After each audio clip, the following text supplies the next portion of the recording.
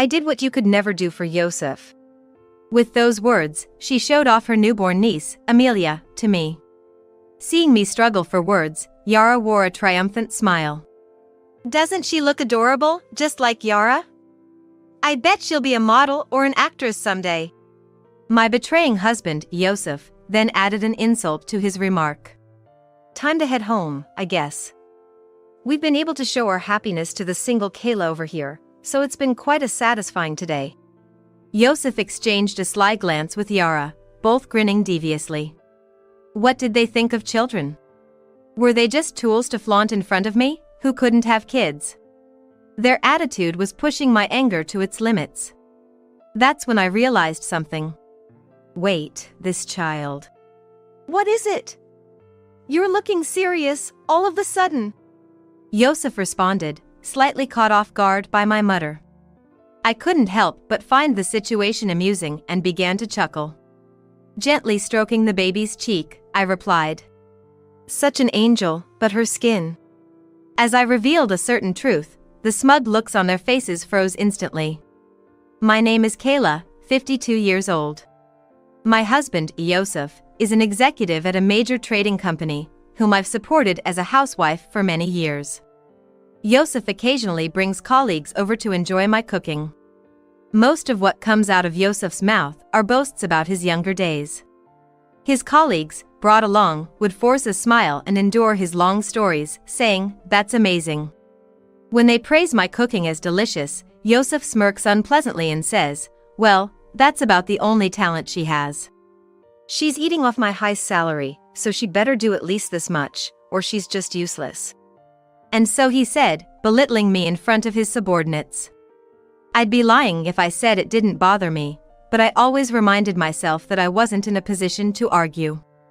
It's been almost 30 years since we got married, but we've never had children. I always dreamed of having at least 2 kids after marriage. Despite spending time and money on fertility treatments, we were never blessed with children. I felt a sense of guilt for not being able to bear children. So, no matter how heartless Yosef's words were, I'd smile and think, I can endure this much. When Yosef talks about work, his eyes shine like a boy's, and I was happy to support him in any way I could. After all, I'm in love with Yosef. Apart from cooking, I had another talent. It was sewing, a hobby since my student days. I started making hand-sewn dolls, imitating my mother. They became quite popular among my friends. I used this skill to help with the household finances, making stuffed animals and charms. It might not be much compared to my husband's high salary. But I kept continuing with this small side job, hoping to at least treat Yosef to some nice meals. Our apartment becomes a weekend retreat for my niece Yara. Yara, my sister Megan's daughter, works in admin at a small trading company. She had a reason for her frequent visits. And that was to support a budding idol group. "Did you see Trevor on TV the other day? He looked so cool." Yara arrived, fanning herself with a paper fan bearing a young man's face. Trevor, the man on the fan, is the leader of that idol group. They perform regularly at a club near our apartment every weekend, which is why Yara often stays over. "Yara, your collection seems to have grown again, hasn't it?" Each time Yara visited, her belongings in our room increased. "I mean, come on. When new merchandise comes out, I just have to have it. Plus, Trevor is the most popular, so it sells out right away." I couldn't help but smile wryly at my niece's excitement before a performance. I understand the joy of buying your favorite idol's merchandise. I used to collect records of my favorite singers. But I wondered why she felt the need to bring all her new purchases to our house. "Isn't it hard to carry all that around?" "It's fine. I'll just store my stuff here." Yara nonchalantly placed her bags in the corner of our bedroom. "It's just me and my husband, so we don't have much space, you know." "Ah, come on. It's fine. Uncle just comes home to sleep, right?" Resigned, I had no choice but to accept my niece's whims. "Oh, and I almost forgot. Mom made me bring this." With that, Yara pulled out a set of premium tea from her bag. My sister Megan and her husband occasionally sent gifts, and always made sure Yara brought something with her whenever she stayed over. Oh my, they didn't need to. After graduating high school, Megan worked far away until she was 30, then took over the family's variety store and married Kevin, an employee there. Since a large shopping center opened nearby, their business has suffered. So I always told her there's no need for such gifts. I'm sorry Yara's been such a bother. Megan would apologize over the phone, sounding guilty. However, Yara herself has become hard to ignore lately. She began entering our house even when we weren't home. It turns out Yosef has given her a spare key. She's here every week, might as well have one. Yosef had a soft spot for her. Uncle, you're the best. Yara would hug Yosef's arm, and he'd smile proudly. All right then. At first, I tried to be accommodating. But, 3 months later, a cash-filled envelope I kept in my bedroom drawer was missing. When I asked Yara, she nonchalantly replied, "Sorry, Aunt Kayla. I borrowed it. I really wanted Trevor's new merchandise." She looked at me with pleading eyes, but Yara has a job. She should be making enough to get by. Wouldn't buying it with your own money bring you more joy? Of course, I want to. But my salary isn't enough. Her casual words weighed on me. How much is she spending on this obsession? But it wasn't just about money. I noticed my skincare products were running out unusually fast. Since Yosef never used them, it had to be Yara. Confronted, she admitted it without hesitation. Sorry, Aunt Kayla. I just thought I'd use them since they were there. What did she mean since they were there? That cream was expensive. I frowned, and Yara pretended to shiver and rub her arms. Aunt Kayla, you're scary. Then Yosef would join in and laugh beside Yara. Come on, it's not a big deal. Don't laugh, you should be scolding her. Don't get mad. You look older when you frown like that. Yosef, usually not much of a joker, becomes chatty around Yara. I found particularly displeasing.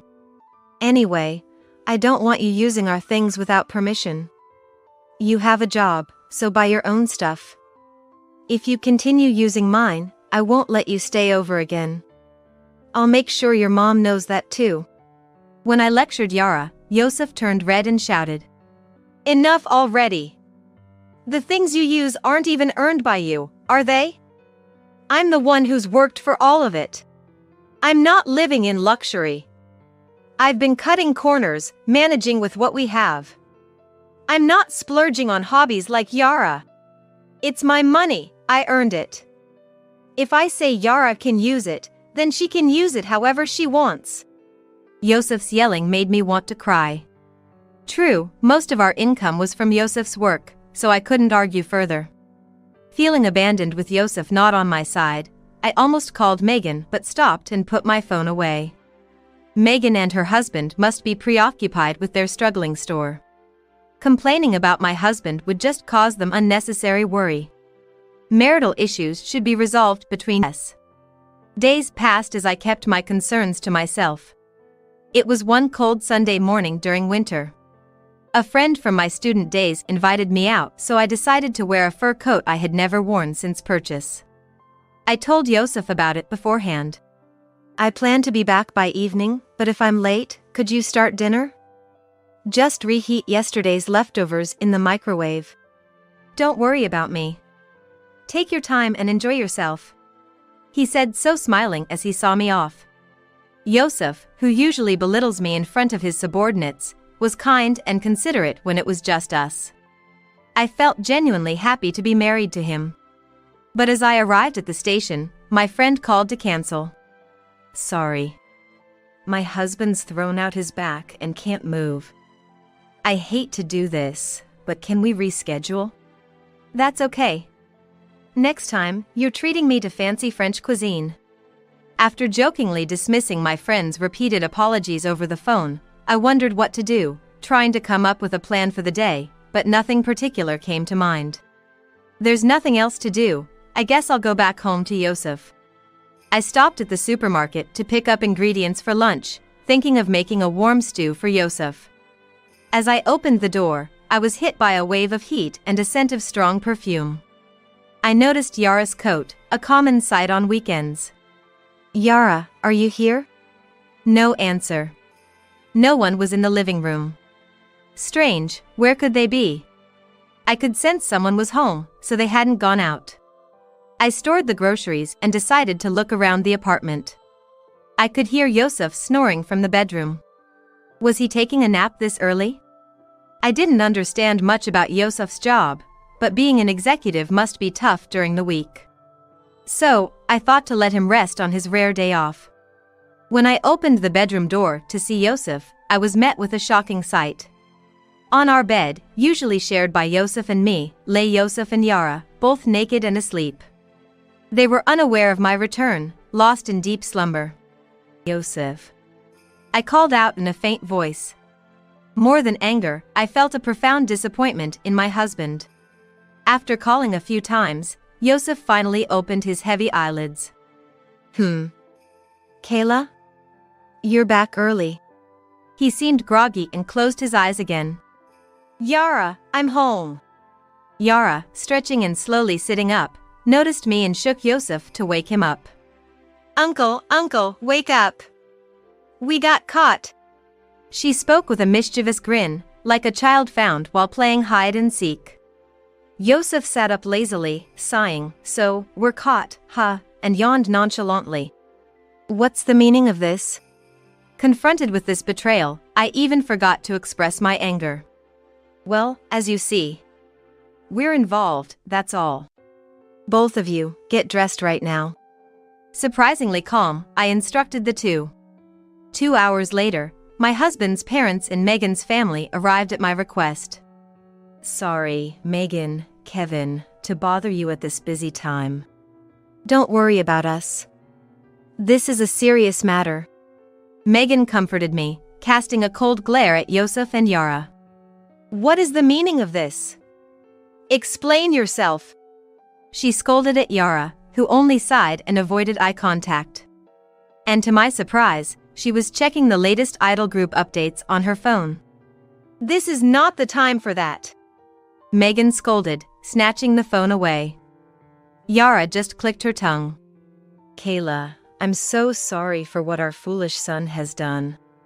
Emily, my mother-in-law, tearfully apologized. Both in-laws were over 80, and it must have been hard for them to come in this cold. "Do we really need to drag these old folks into this?" Yosef complained. John, my father-in-law, slammed the table. "Do you have no sense of responsibility? Yosef, after such a terrible betrayal to Kayla. You're unbelievable," Emily said in dismay. "Yosef, how could this happen? Can you give me a satisfying explanation?" "No need to explain. Any man would prefer a young and cute girl like Yara over an old lady like her, right? As a man, I'm ashamed of you," John shouted at Yosef, who showed no remorse, his face turning red with anger. "Yara is no better. How could you hurt Kayla, who's always been so kind to you? Where did we go wrong?"